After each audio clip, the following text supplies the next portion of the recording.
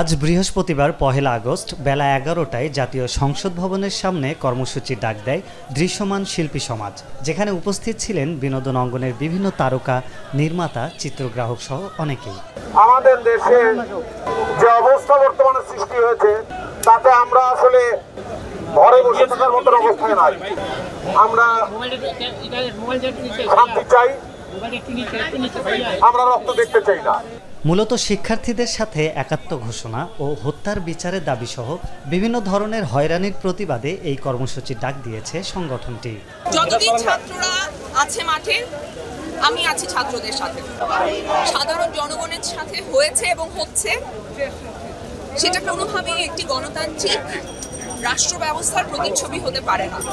আমি এই সব অন্যায়ের সুষ্ঠু তদন্ত চাই। এই প্রতিবাদী আন্দোলনে অংশগ্রহণ করেছিলেন অভিনেতা মোশাররফ করিম, আজমেরি হক বাঁধন, সাবিলা নূর, জাকিয়া বাড়ি মম, নাজিয়া হক অর্ষা, সোহেল মণ্ডল, সিয়াম আহমেদ, নির্মাতা আশফাক নিপুণ সহ অনেকেই। শিক্ষার্থীদের সকল ন্যায্য দাবি আদায় না হওয়া পর্যন্ত তাদের পাশেই থাকবেন বলে জানান তারকারা। আরিফ হক, মাই টিভি।